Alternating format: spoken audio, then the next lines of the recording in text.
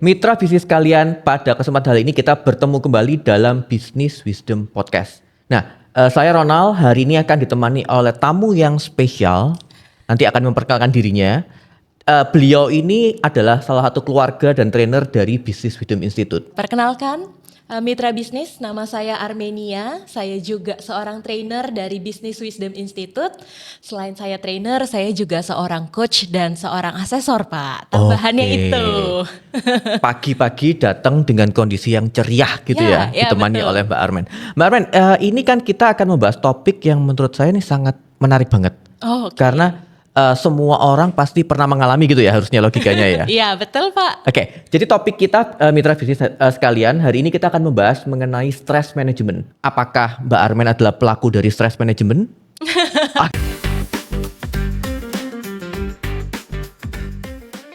Kita mulai dari awal Mbak Armen. Kira-kira kalau secara definisinya stress management itu apa toh seharusnya? Jadi ketika kita dalam satu kondisi, ketika ada ekspektasi dan harapan yang tidak terpenuhi, Pak, dimana akhirnya hal-hal yang tidak pas itu membuat kita stres. Dampaknya itu kepada fisik dan psikologis kita, Pak. Mungkin kalau kita mulai dari dampaknya untuk fisik Mbak Armen. Apa? Contohnya apa dampak secara fisiknya? Dampak secara fisik. Pertama mungkin dia akan ada badan yang mulai lelah. Susah tidur. Jadi orang bilang insomnia ya Pak. Insomnia. Gitu. Untung kita nggak ngalamin itu ya. Iya enggak dong. Terus yang harusnya mau makan jadi nggak mau makan. Akhirnya berdampak ke fisiknya sakit. Tiba-tiba asam lambung, mah dan lain sebagainya. Jadi orang yang stres itu secara fisiknya akan menjadi tidak sehat. Ya betul. Kalau dampak dari sisi emosionalnya atau dari sisi dirinya? Dari sisi emosional. Jadi tiba-tiba kok cepat marah. Tapi saya nggak stres tapi suka marah. Nanti boleh konsul dulu kan? Boleh konsul dulu. Nah, menariknya gini Mbak Armen. Banyak, ini saya nggak ngerti. Kalau menurut Mbak Armen ini merupakan mitos atau faktanya bahwa stres itu selalu buruk. No. Kenapa? Boleh dijelasin? Menarik ini. Jadi stres itu ada dua jenis Pak. Ada yang namanya eustress. Jadi itu stres yang baik. Tapi ada yang tadi Bapak sebutkan stres yang buruk namanya distress. Jadi saya coba jelaskan dulu ya Pak, apa itu eustress. Jadi pada saat stres, analoginya seperti ini Pak. Misalnya kita pegang gelas isinya air. Tapi kalau misalnya kita pegangnya hanya 1-2 menit, kan nggak apa-apa ya. Saya pernah lihat video atau tulisan terkait itu ya. Tapi kalau misalnya kita pegang selama 1 hari Pak dan kita berdiri terus. Nah itu bisa saja yang tadinya 1-2 menit itu adalah eustress. Dalam keadaan baik ya masih atau enggak 5 menit masih nggak apa-apa ya Pak. Tapi kalau sejam, 2 jam, 1 hari, 5 hari Bapak tetap berdiri pegang gelas itu gimana Pak? Artinya itu kan beban air itu kan seakan-akan masalah dalam hidup kita. Ya betul. Ketika masalah itu datang, itu kadang-kadang membuat kita menjadi semangat untuk lebih memecahkan. Tapi kalau kita tidak berusaha untuk memecahkan, dibiarkan aja masalah itu dalam diri kita, itu yang akan menjadi stres yang tidak baik. Dan ada jangka waktunya kan tadi saya bilang Pak. Kalau eustress tuh mungkin waktunya lebih pendek, jangka pendek. Tapi kalau di stres terlalu lama, kita nggak bisa solve problemnya mungkin ya. Terus dibawa kayak jadi beban pundak kita gitu ya. Akhirnya kan di stres. Nah itu yang stres yang nggak baik itu membuat kita nggak produktif dalam bekerja.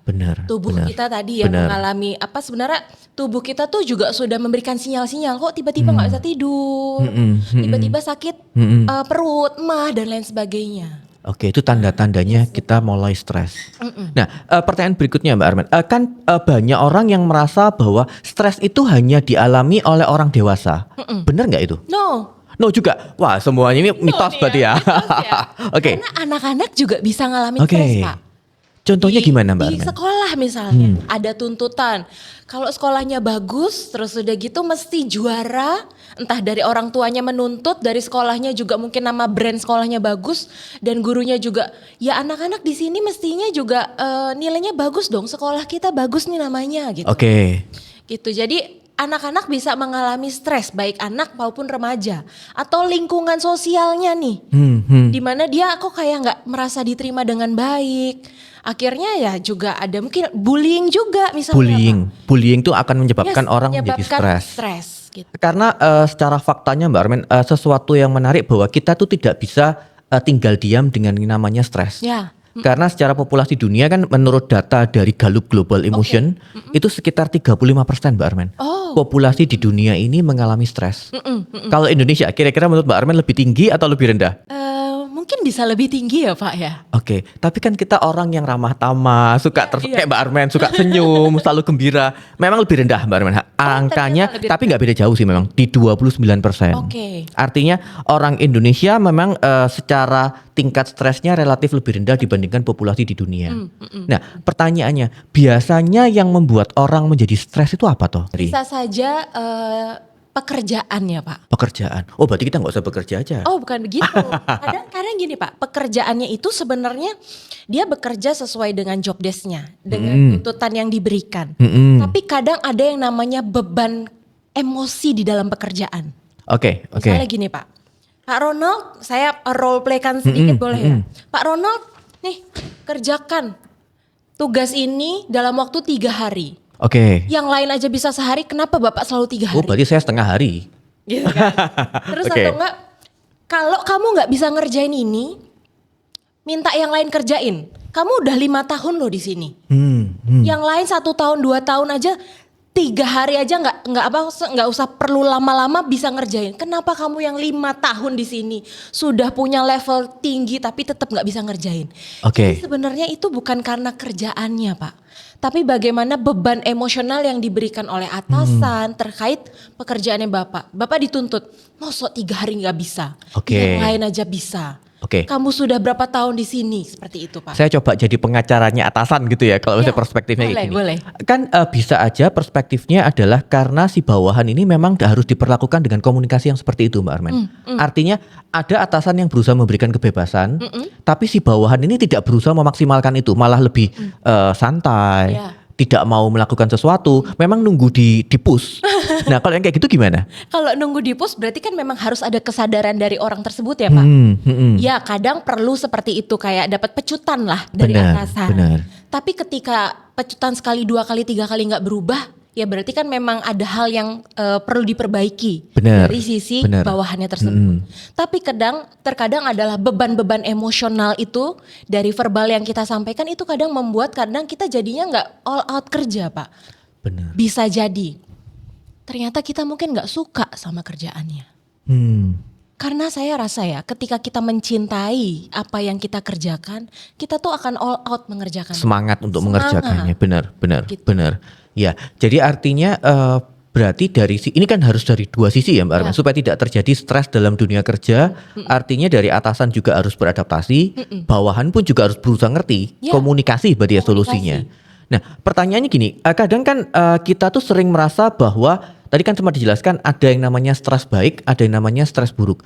Nah biasanya kalau yang baik itu sesuatu yang dicari. Nah apakah stres baik itu juga harus kita cari? Ya betul Pak. Supaya kita lebih produktif. Karena stres itu membuat kita produktif. Gitu. Jadi ketika misalnya challenge-nya kurang ya Pak ya. Mungkin kerjaannya day to day-nya seperti itu saja. Kok kayaknya jadinya rutinitas, monoton.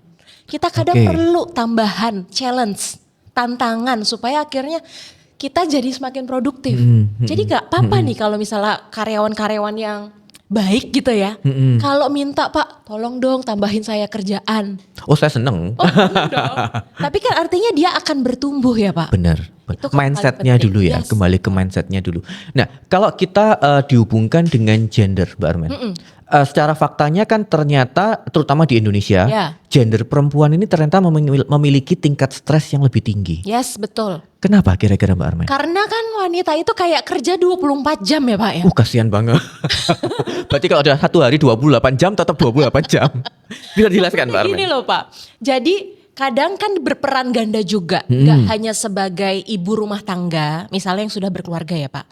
Tapi dia juga punya pekerjaan di kantornya gitu loh. Setuju. Jadi misalnya jam 8 sampai jam 5 dia harus kerja. Tapi kan kalau pulang itu kan dia gak bisa istirahat. Tetap punya pekerjaan, ngurusin rumah tangga, ngurusin anak, ngurusin suami. Kadang kalau suami saja, makanya kenapa wanita lebih stresnya lebih tinggi dibanding laki-laki, ya mungkin kalau suaminya sampai rumah bisa leha-leha, bisa main handphone, nonton TV. Walaupun gak semuanya. Ya, Oke. tapi pada wanita adalah dia punya tanggung jawab yang lain. Karena dia sudah produktif di dalam pekerjaannya dan dia juga punya peran yang penting produktif di dalam keluarganya. Oke, artinya kalau dengan kondisi seperti ini maka rekomendasi Mbak Armen untuk para wanita ini apa yang harus dilakukan apa? Kalau saya pribadi adalah saya akan bilang ke suami saya atau ke partner saya bahwa kayaknya ini udah mulai capek, mulai lelah, kan tanda-tanda fisiknya udah mulai ada Sudah kelihatan. Udah kelihatan. Kayaknya aku perlu rest dulu deh, perlu istirahat. Nah, istirahatnya setiap perempuan bisa beda-beda, Pak. Oke. Healingnya bisa beda-beda. Oke. Jadi paling enggak kita sampaikan komunikasi secara asertif kepada suami kita atau partner kita supaya mungkin gantian ya perannya ya. Urus anak dulu ya, atau bantuin saya ini ya. Pembagian tugas. Nah, itu yang membuat akhirnya kalau disupport sama partnernya harusnya aman ya Pak ya. Aman. Nah, kembali lagi berarti konsepnya kayak di dunia kerja, di komunikasi ya. Dalam keluarga pun juga komunikasi. Ya Mbak Armen. Nah, kalau misalnya ternyata apakah artinya kalau secara rekomendasinya Mbak Armen tetap merekomendasikan seorang wanita tuh punya pekerjaan, artinya secara punya posisi profesional atau bagaimana? Sebenarnya dibebaskan Pak. Saya juga menulis buku I'm Super Mom and Happy. Nah, arahnya saya mau ke sana tadi. Oke. Jadi kalau menurut buku yang saya buat Pak, wanita itu tidak memang harus bekerja, tapi paling tidak dia berkontribusi aktif di dalam hidupnya. Oke. Mungkin di komunitas, nggak mesti kerja, tapi bagaimana dia bisa maksimal di dalam kehidupannya. Ada karya, ada kontribusi yang dia berikan. Karena hidupnya jadi ngerasa lebih bermakna ya Pak, lebih bahagia, lebih damai ketika dia bisa bermanfaat buat banyak orang. Artinya walaupun posisinya dalam tanda kutip hanya ibu rumah tangga, tapi itu juga harus diapresiasi. Ya, betul. Benar. Nanti kita bahas lebih detail mengenai buku Supermom ya Mbak Armen ya. Oke, kita akan lanjut ke sesi selanjutnya setelah ini dengan materi-materi yang lebih menarik untuk mitra bisnis sekalian.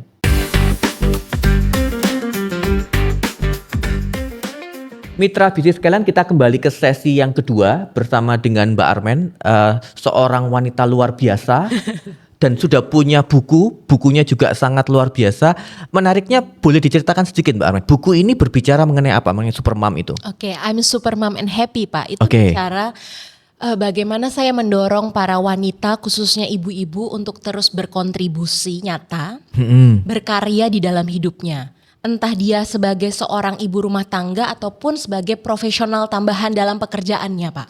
Jadi akan lebih bahagia pada saat dia bisa memberikan karya dan kontribusinya untuk orang lain. Kurang lebih artinya kalau dihubungkan dengan stress management, ini adalah cara pencarian jati diri supaya menjadi pribadi yang lebih berguna tapi bahagia gitu ya Mbak Armen. Betul. Nah, kapan buku ini bikinnya kapan Mbak Armen? Tahun lalu Pak. Tahun lalu di Januari. Kemudian sudah ada juga di platform Tokopedia, nggak apa-apa ya sebut? Boleh. Ya? Bisa dicarinya berarti belinya di Tokopedia. Betul. I'm Super Mom and Happy. I'm Super Mom and Happy. Di situ saja langsung keluar tuh buku saya. Mitra bisnis harus dibaca bukunya Mbak Armen. Pasti menarik dan inspiratif gitu ya. Betul. Oke, kita lanjutkan Mbak Armen. Kalau kita berbicara mengenai stres, kadang-kadang kan stres ini tadi sempat dibahas berpengaruh ke kesehatan fisik dan juga kesehatan mental. Nah, yang lebih berat ini kan kita bahasnya ke yang kesehatan mental, Mbak Armen. Betul. Contoh kasusnya apa yang sampai membuat breakdown mental atau segala macam seperti itu? Oke, jadi ada tahapannya juga dari stres itu biasanya ke arah burnout, Pak. Lalu bisa jadi dari burnout sudah kayak aduh kok nggak nyaman banget ya. Lalu bisa jadi ke depresi, Pak.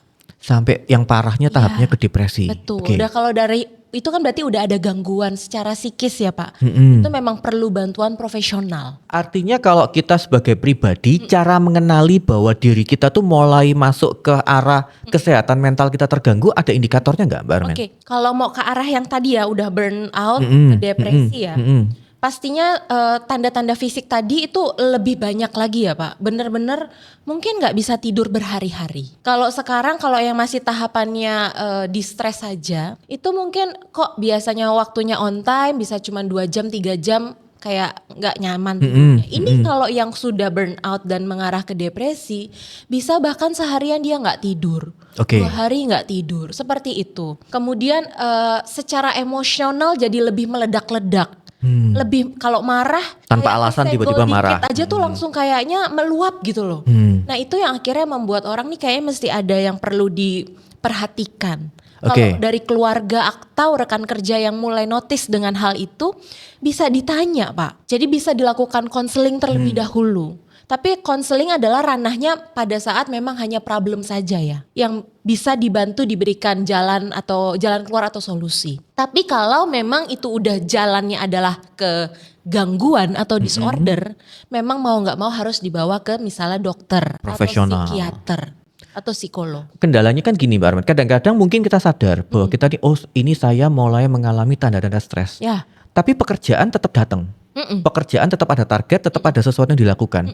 Nah yang harus dilakukan kita apa Mbak Arman? Apakah kita mau komunikasikan ke perusahaan, atau kita ambil cuti, atau bagaimana? Oke, kalau dari sisi kitanya dulu ya Pak, kalau kita punya kemampuan untuk berkomunikasi secara asertif kepada atasan misalnya, Pak ini kayaknya beban pekerjaan saya sudah terlalu banyak. Boleh nggak kalau saya mungkin dipending dulu tugasnya atau dikurangi dulu. Saya kerjakan bagian saya yang ini, tunggu selesai dulu baru saya lanjutkan pekerjaan yang Bapak berikan. Atau kalau memang dia punya rekan kerja yang baik, boleh nggak saya delegate? Kasih tugas itu ke rekan kerja saya dulu. Sementara. Nah kalau memang itu dalam waktu jangka pendek dan itu bisa diatasi dengan baik, ya artinya kan rilis stresnya oke ya Pak. Kadang bisa juga misalnya minta cuti dulu. Kalau memang perlu healing sebentar, ada yang namanya teknik coping stress adalah pengalihan Pak. Jadi kalau dia perlu mengalihkan dirinya dari situasi yang itu ke situasi yang lain ya nggak apa-apa. Tapi hanya sifatnya sementara. Ketika dia kembali lagi, kan dia mau nggak mau tetap harus mengerjakan tugasnya, target yang harus dia capai, beban pekerjaan yang harus dilakukan, mau nggak mau dikerjain. Tapi paling nggak ketika ada pengalihan sebentar, mungkin lebih tenang, lebih rileks gitu. Mungkin lebih informasi lebih mendetailnya Mbak Arman mengenai coping stres ini gimana sih seharusnya itu apakah ada teori yang menjelaskan kemudian bisa dijelaskan nanti mekanismenya implementasinya seperti apa? Coping stress setiap orang itu bisa beda-beda Pak. Jadi bagaimana kita bisa rilis stres kita ya. Ada yang misalnya pakai teknik namanya CBT. Ini adalah satu teknik di mana singkatannya ini Cognitive Behavioral Therapy. Terapi, ya, di mana terapi yang dilakukan ini juga ini kan bentuk satu teori kan. Tetapi akhirnya dipraktekkan menjadi terapi nih Pak. Ketika misalnya dia sedang ingin presentasi, kan situasinya nggak nyaman ya Pak. Pasti ada ketakutan, takut presentasinya ditolak. Nah, kadang bagian negatifnya tuh begini, kamu nih nggak bisa presentasi. Nanti kalau presentasimu jelek, nama perusahaan kita nggak bagus di depan klien. Nah itu kan sisi negatif dari pressure-nya sudah di depan. Seperti itu. Tapi ketika kita mau mengalihkan, yang namanya presentasi itu memang nggak selalu berhasil. Benar. Tapi ketika kamu sekarang mencoba presentasi ini, nextnya mungkin kamu bisa jadi lebih baik. Bisa membawa perusahaan kamu performance-nya juga lebih baik dari presentasi yang kamu berikan. Jadi ini jadi bahan pembelajaran.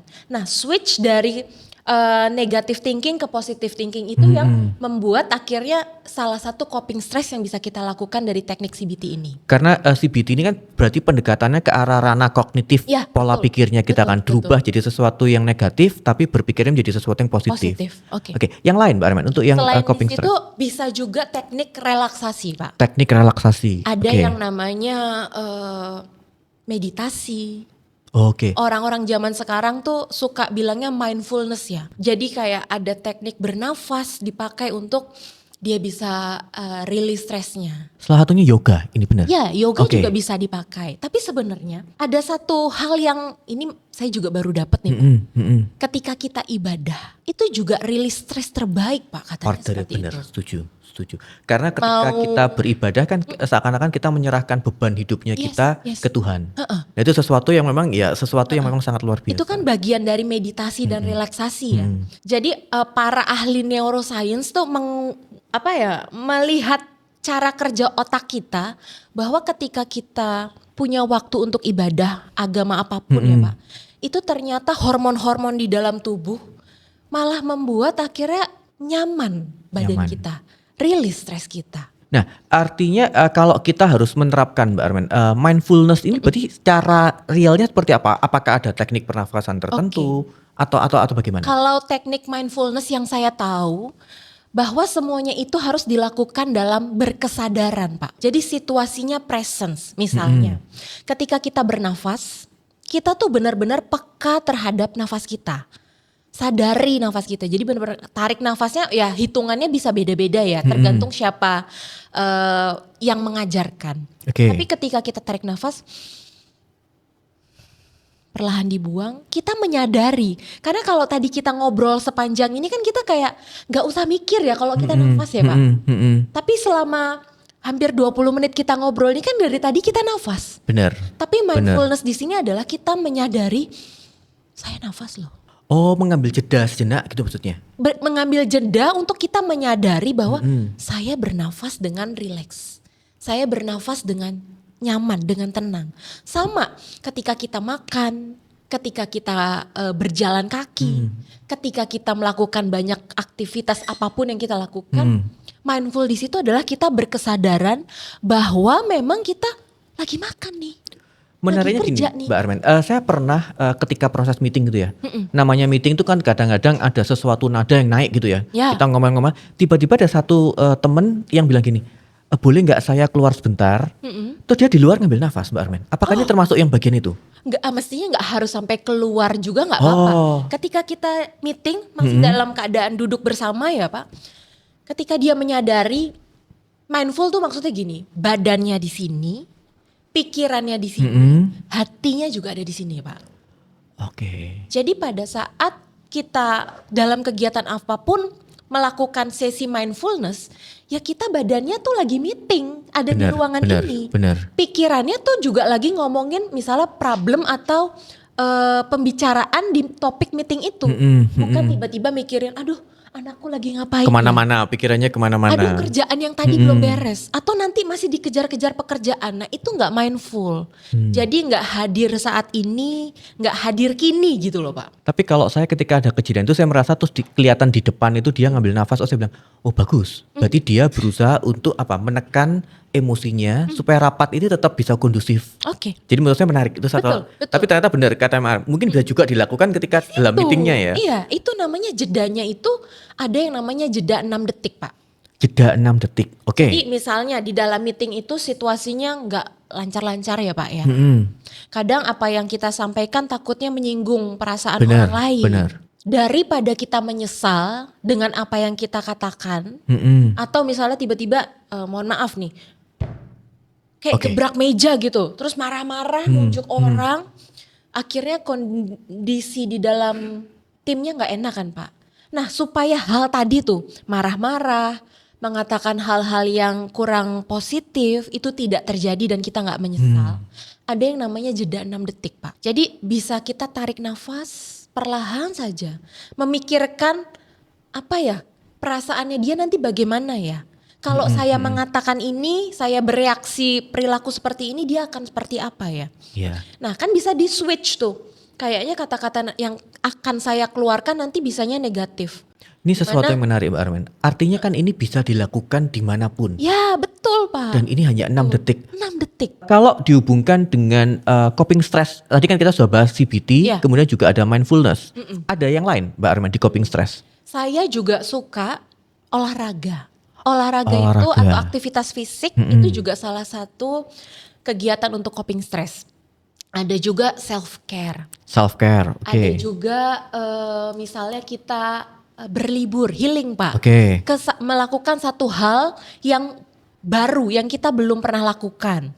Kemudian kita bisa apalagi ya, minta juga dukungan teman.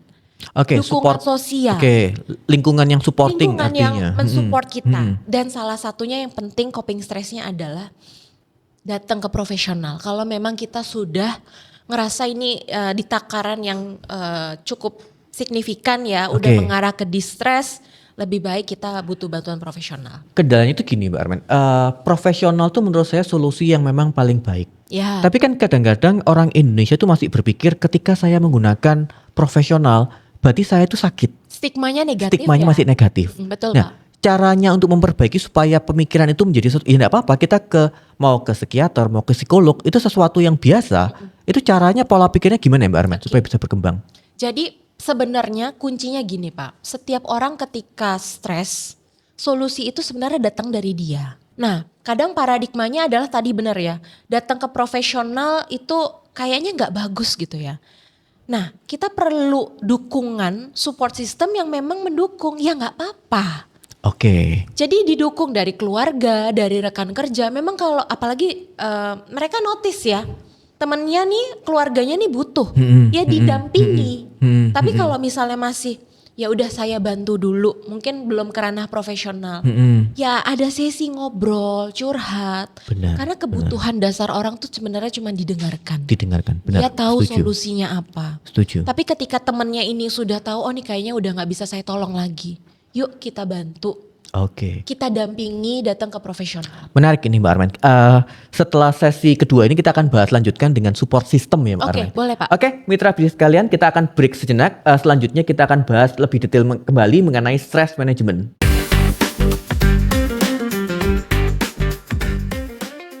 Oke, mitra bisnis kalian, kita masuk ke dalam sesi akhir dari diskusi yang sangat menarik bersama dengan Mbak Armen mengenai stress management.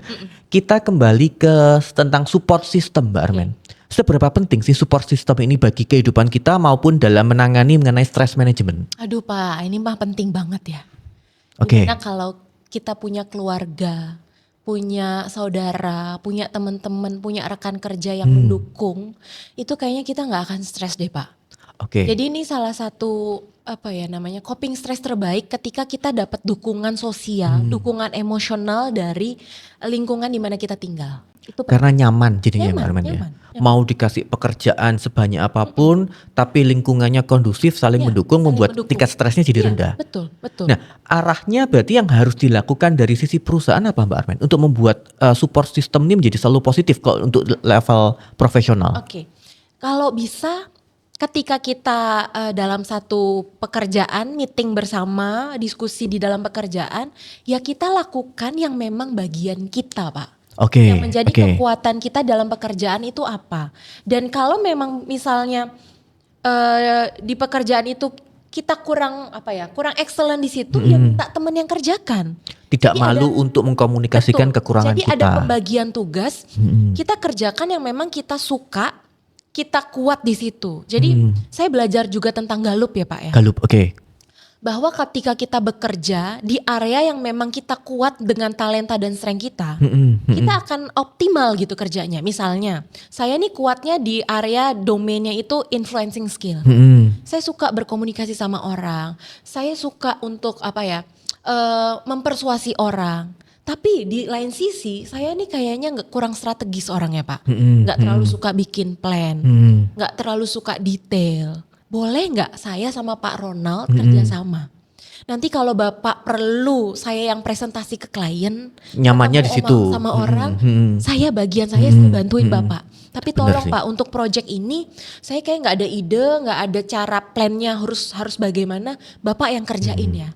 Nah ketika Benar. kita berani untuk berdiskusi itu dengan rekan kerja kita dan memang budaya di perusahaan memperbolehkan untuk kita saling bekerja sama, itu akan mendukung Ya. kan Pak? Teamworknya akan lebih enak untuk Bapak kerjanya. support saya support Bapak. Benar. Makanya ada salam nih, saya mau kasih satu salam penting buat Bapak. Oke. Karena gini, I support you, I care you.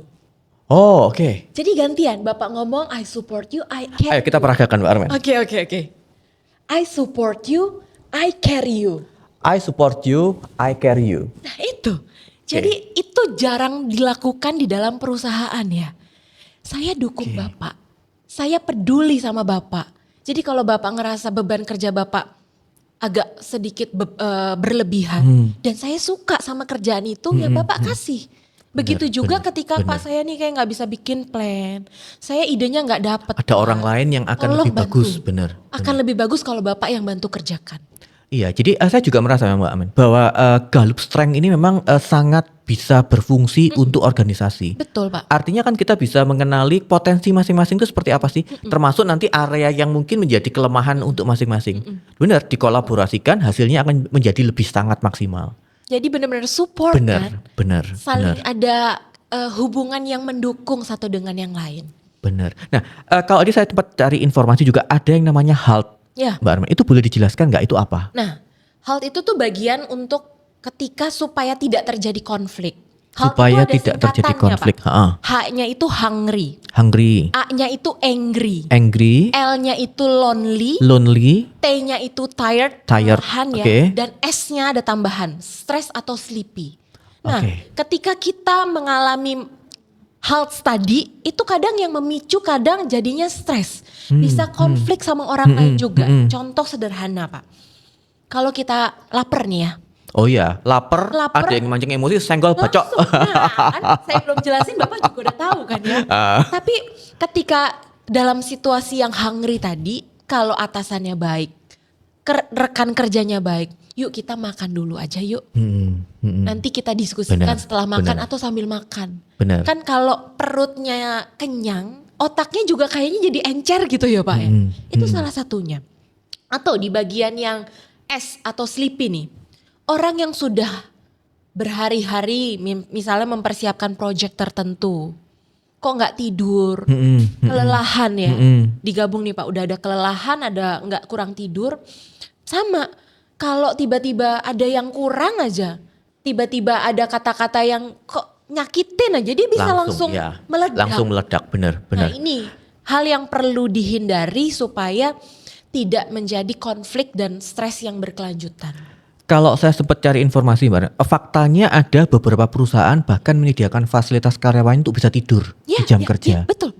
Bahkan ada sekolah yang malah ada waktu relaksasi untuk tidurnya, Mbak Armen. Betul Pak. Nah itu arahnya berarti ini ya, untuk menghindari tingkat stres dari betul sekali, siswa Pak. maupun karyawannya. Betul. Di perusahaan-perusahaan kan karena saya tinggal di Jakarta ya Pak. Banyak perusahaan-perusahaan yang sudah oke banget menyediakan ruang.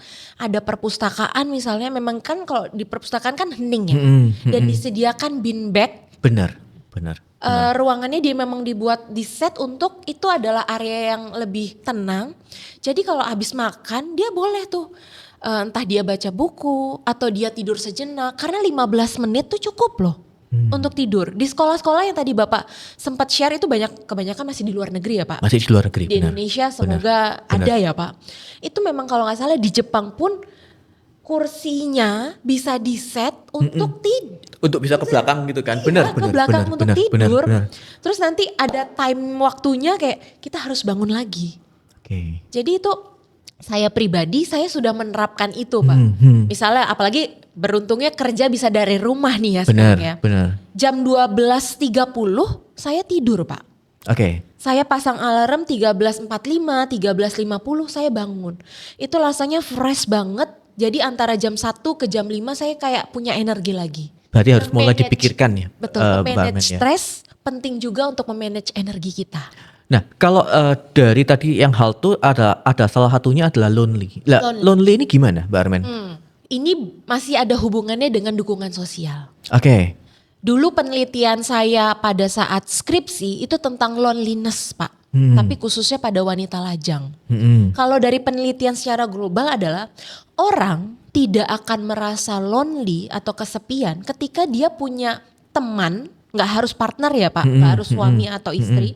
Dia punya teman aja 2-3 orang di hidupnya, itu dia tidak akan merasakan lonely itu. Karena butuh untuk bisa bercerita. Ya, Dan butuh orang lain. butuh tong sampahnya untuk mendengar kayak gitu.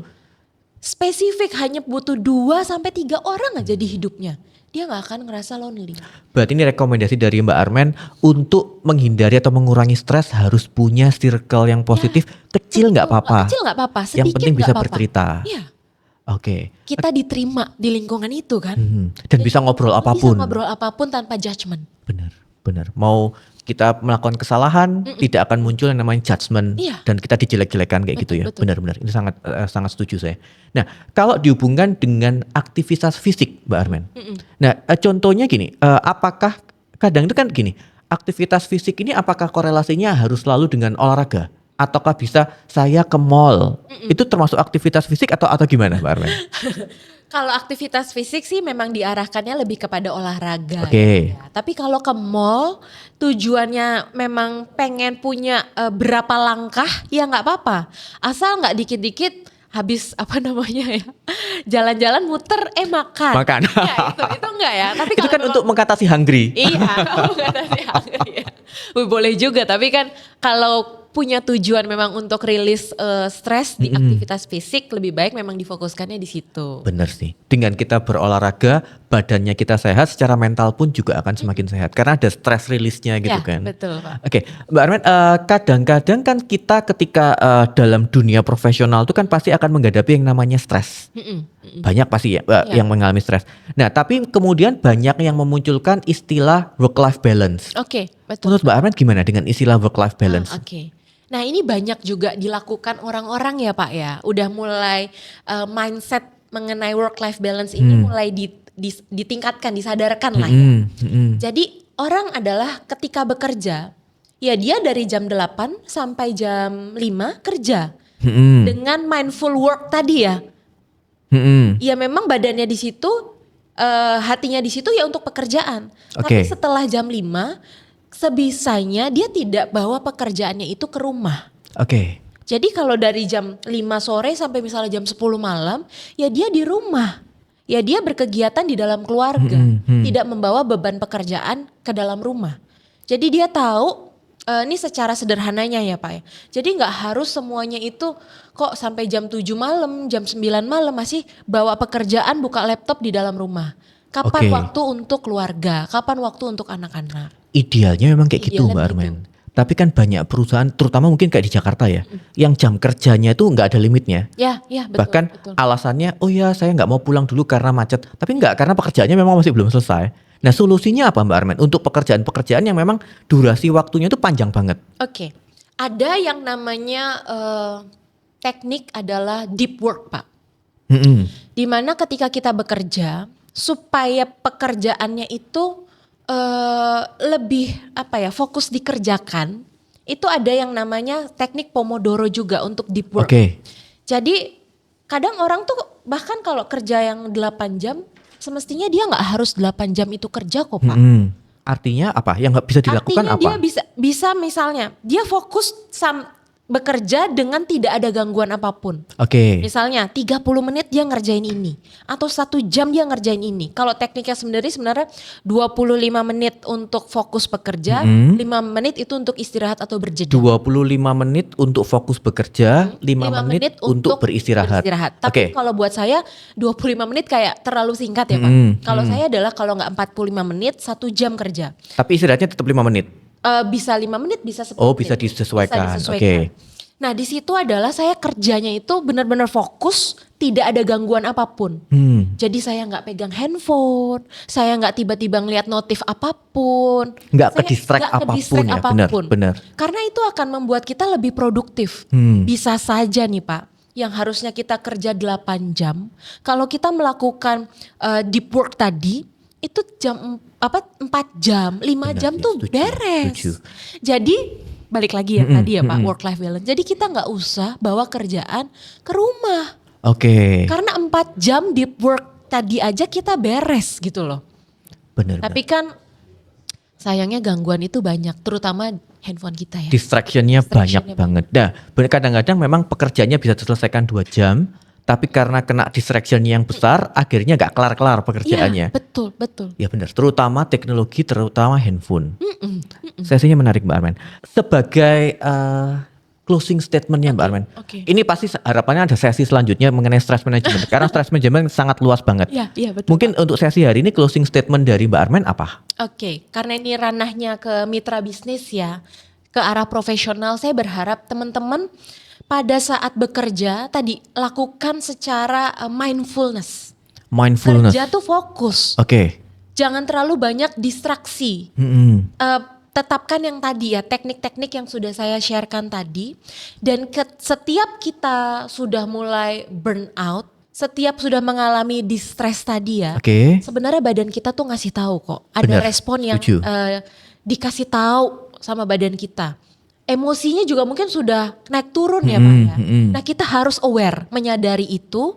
Dan kalau memang kita sudah sadar, oh setiap orang punya copingnya beda-beda. Kita mungkin bisa berjeda, keluar dulu, relaksasi dulu, pakai teknik yang CBT tadi, atau kita memang perlu support system.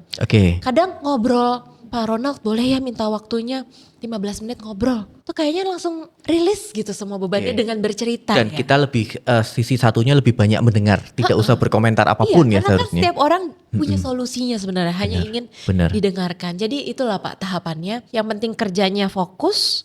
Kalau kita sudah tahu kita mulai stres, kita aware dan kita bisa coping dengan caranya masing-masing. Oke, luar biasa Mbak Armen. Mitra bisnis kalian, jadi ini merupakan akhir dari sesi hari ini mengenai stress management bersama dengan Mbak Armen. Saya tutup dengan satu quote menarik dari Dalai Lama, Mbak Armen. Kebahagiaan bukanlah sesuatu yang siap jadi. Ia datang dari tindakanmu sendiri. Saya Ronald. Saya Armenia. Selamat sukses selalu untuk Anda.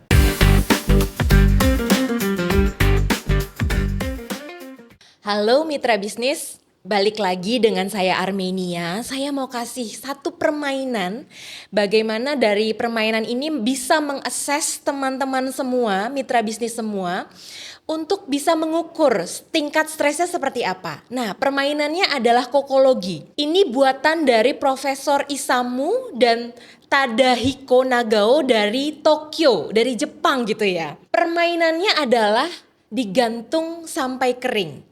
Jadi simulasinya di mana teman-teman itu akan mencuci. Nah, mencucinya itu adalah kaos kaki. Apakah kaos kakinya itu dicuci hari ini atau kapan-kapan? Nah, itu tergantung situasinya pada saat ini kondisinya lagi hampir mendung. Nah, teman-teman apakah akan tetap nyuci atau enggak? Nah, pilihannya seperti ini. Kalau mau tetap yang bagian A ya, aduh tidak, kamu pasti bercanda. Maksudmu aku harus menunggu sampai besok. Apa yang akan aku pakai? Kaos kakinya tinggal satu-satunya ya, mau gak mau harus dipakai. Atau pilihan berikutnya yang B. Tunggu saja sebentar, lihat dulu nih cuaca akan cerah gak ya? Atau pilihan yang C. Ya aku rasa tidak harus mencuci hari ini, gak apa-apa lah ya gitu. Atau yang D, mau gak mau aku akan tetap mencuci biarpun hujan atau tidak. Nah silahkan teman-teman para mitra bisnis silahkan pilih A, B, C dan D. Sudah pilih? Jawabannya ini, kalau yang A berarti tingkat stresnya 80. Ini pernyataannya ya. Jadi kadang hal-hal kecil itu mempengaruhi tingkat stresnya kita. Kalau pilihan yang B, tingkat stresnya teman-teman para mitra bisnis adalah 50. Jadi gak apa-apa, gak mesti nyuci sekarang, ditunggu dulu cuacanya akan cerah atau tidak. Nah ternyata kalau pilihan yang C, ini juga gak bagus. Karena tingkat stresnya 0, gak stres sama sekali. Nah ini juga gak boleh gitu ya. Tapi pilihan yang D ini tingkat stresnya 100%. Harus hati-hati banget loh teman-teman para mitra bisnis, karena mau gak mau tetap nyuci ya. Padahal memakai kaos kaki yang sama di hari itu kan gak apa-apa, gak bau-bau banget. Jadi mungkin gak harus langsung mencuci ya. Jadi dari simulasi tentang kokologi ini bisa mengakses teman-teman para mitra bisnis apakah tingkat stresnya tadi ya 50, 80, 0 atau 100. Nah ini adalah diagramnya bagaimana stress level ini baiknya ketika kita di zona yang warnanya merah. Jangan sampai di zona yang mulai burnout. Burnout lama-lama depresi, tadi sudah saya jelaskan. Lebih baik stres yang di tingkat eustress, di mana kita bisa tetap produktif, kita bisa tetap berkarya dengan luar biasa. Nah ini tadi juga sudah saya jelaskan bahwa ada beberapa jenis stres. Yang tadi saya sampaikan adalah distress, ini yang sebaiknya kita berhati-hati supaya tidak di dalam keadaan ini. Eustress ini oke ya, karena kita bisa dalam keadaan yang produktif, dalam bekerja, dan ini jangka waktunya lebih pendek. Kalau yang di stres jangka waktunya lebih panjang. Ketika eustress kita lebih tahu apa yang harus kita lakukan. Solusi-solusinya kita mesti tahu. Tapi kalau yang sudah di stres benar-benar udah mungkin kadang give up ya. Jadi mesti aware di dalam diri kita masing-masing. Kita sadar di bagian yang mana. Kurang lebih itu. Dan ini dampak stres saya tadi sudah jelaskan juga ada yang di sisi emosi, tubuh, pikiran, dan perilaku. Jadi sebenarnya ketika kita sudah mulai ada stres yang mengenai diri kita, badan udah bereaksi, emosi juga ngasih tahu. Jadi lebih berhati-hatilah, lebih aware lah pada saat kita mengalami stres. Selalu be mindful even your mind is full. Dan stres itu bukan karena beban kerjaannya ternyata. Bukan karena tugas-tugas yang banyak. Tapi karena beban emosi yang kita alami. Dan yang terakhir, coping stres bisa beragam tergantung pilihan teman-teman. Mau melakukan rilis stresnya yang mana. Kalau saya paling suka olahraga dan berdoa. Terima kasih.